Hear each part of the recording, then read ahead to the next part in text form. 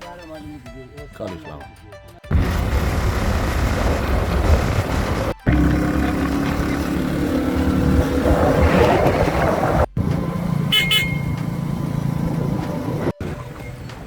Welcome to a cold and foggy morning out in Pakistan. Currently we are on our way to Khura Khail. We've just passed Ghari Mathani, and yesterday I was talking to you about attitude and could you move to Pakistan and migrate to Pakistan, because at the moment the transport links are very weak in the village. So as you can see, it's fairly foggy. We have agricultural land on my left hand side, and as I point to the road, look, here we go, we have a triangle warning sign. It's telling us that the road is bending to the left. So if you were in Pakistan this morning, would you be able to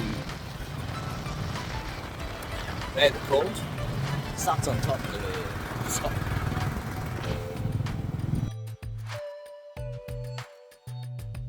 So what would you be thinking if you needed to hunt this morning? In the UK, well, the cab, catch the bus, catch the train, get into your car, make your journey without even thinking. It's just normality. It's just what you do. It's just how simple God has made it for us. But in Pakistan, okay, you need to travel through the village. You've got to consider wrapping up, keep it warm, understand that the elements are cold, the weather is cold, you're likely to freeze, and it's going to take a little bit of time.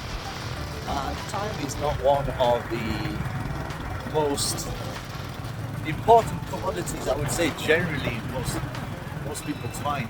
We're of the attitude that, oh, it's okay, oh, I forgot, oh, it's too late, make somebody wait for a while, not be too bothered about how time ticks past.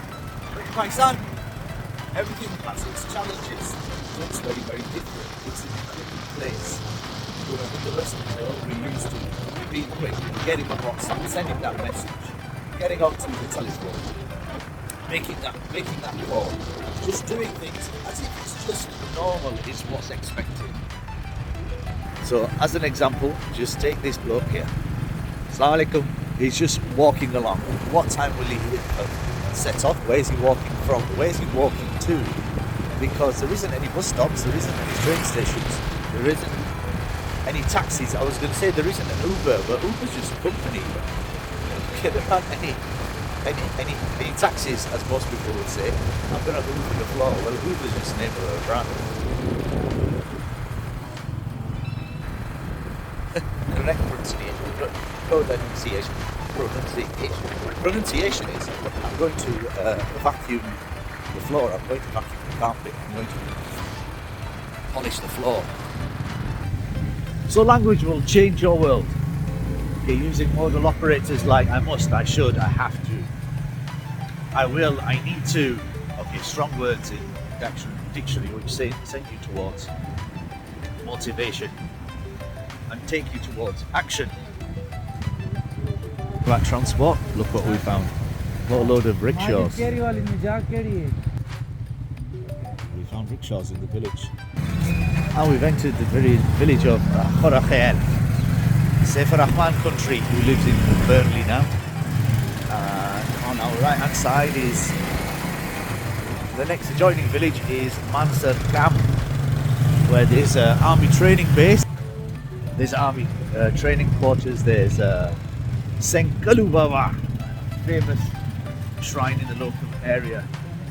Disciples like Ahmad Shah, who are great Sufis and had massive influence upon the area. So Khura Khail is a fairly modest place, very rural, lots of agriculture around it, and Johnny the cleaner needs to come out and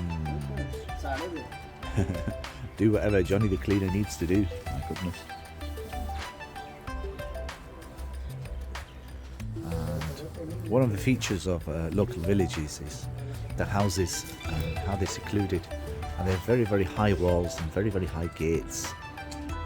I mean, just look at the size of this gate and this wall. Okay, so high. all secluded off. And they provide a lot of privacy, lots of privacy. This is someone's guest house. Let's go inside. So, as you can see, massive gates. Just duck my head right in there. So we have a wash basin outside. There's the veranda. The car parked inside the veranda, protecting it from the cold. Comes into the house, and there we go.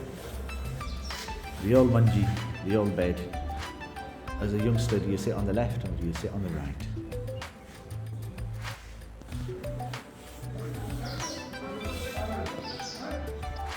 I don't know why I'm walking on the edge of a field when the pathway is just further down there now. My question, a little bit of hypno thinking is are you on the edge of life sometimes, or do you always take the safe path? Are you someone who takes risks, or do you always take the safe path? Are you somebody who will occasionally have a little dabble, or do you always take the safe path? So I was buying a car many years ago, and I was negotiating the price with a garage in Bradford. Actually, they turned out to be con men on a later deal, but that particular deal went well. And he said to me, Gervais, he says, if I were you, he says, I would probably go and take all this money and bloody blow it on a horse at the 3 o'clock race at Epsom. So he says, just enjoy purchasing the car and buy the damn car. But through the cloud comes the sunshine, mashallah, and it's starting to get warmer, mashallah. And isn't that just beautiful? Absolute total fresh air, alhamdulillah, alhamdulillah. And I'm not very good at working this stuff out that's in the fields, but that appears to be barley. They appear to be onion shoots, and over there I think that looks like spinach. And they love some agriculture, and there you go, it looks like the last set of potatoes. Those have been harvested and they have disappeared. And in the distance, it looks like those guys are harvesting the potatoes. They're very far, although it looks near. I just walked onto a random farm with its prayer facility just there in Pushto. They call it a Dunkacha, and this is the water well. Ooh, goes really low. Oh, and after all that, look, it's operated by a machine, actually a bore well, rather than water just being bare, so it will go hundreds of feet deep into the ground and provide lovely clean water. So the water comes out into the machine, heads into this area here, and then it flows out of here, underground, and it heads off to water the fields. Through local streets, banging and clanging, more silly cows, and more of a modern guest house. And the River Indus is about 1 kilometre that way. So from village to village, this is village MALLAH. This is a house of one of the local dons called Akhtar. That's the guest house, and one of the other village dons, mashallah, Sohail Khan. That's his residence, locally known as King Khan. A lovely, humble gentleman, one of the first people in the whole district, after my uncle Faizul Nabi, that was a graduate. I believe he graduated in geography and history. Oh God, over 2, possibly 3 decades ago. Perhaps I'm doing a little bit of injustice. It probably wasn't 3 decades ago, it's probably 2 decades and a bit ago. As we head towards the River Indus, more beautiful agricultural land. It's around about 9:30ish in the morning, and the sun is rising, and it's getting warmer as we hit a broken track road. Bumpty bump. Welcome to a bumpy road. And in the distance, locally known as the Talk. Yeah, I think it translates as a township in English. And look, lots of corn growing in the field as well. Looks like it's at its initial stages. More potatoes, plenty of potatoes around. Somebody's washing under a tree. Village MALLAH, the village of the boatmen as it goes in history. And now have a look at a dolly of a vehicle. Wow. 100%.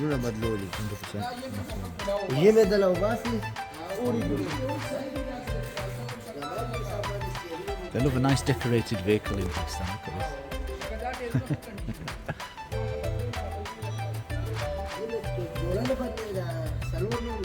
Look at the door. Love the colours. So vibrant. Look at that. The steering's ready to get married. All dressed in red in Pakistan. In Pakistan, they love a car. Hypno thinking, they love a car. It's got gold under nuts and silver wheels hiding underneath the door. There it goes.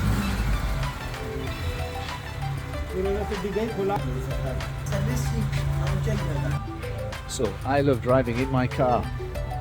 So at Hypno Driving, one of the things we teach is neuro-linguistic program and how to be in a fabulous state, okay, and how to think positively, how to become a confident driver, and how to be independent and be able when you sit at the vehicle, when you sit at the steering wheel of your vehicle. So how do you get that is how you think, how you feel, what you read, how you're coached, and how you can always get yourself into a fabulous state before you sit behind the wheel. Now in Pakistan, for me, it's the opposite way around. So I have more of awareness of like personal safety, and often when I'm in Pakistan, because I just want to have fun and just relax. So generally in Pakistan, I do not drive, but that's because I choose to do that, nothing to do with nervousness. So when you choose your thoughts clearly and you're in emotional control, you can also be at the wheel of your car and hypno drive your mind, and whether you want to turn left or whether you want to turn right or whether you want to go in a straight line, now you have choice. And you may even decide to select reverse gear and go backwards and stop and rethink, take the learnings and become a positive person, positive driver, and be positively hypno thinking. Have a wonderful blessed day.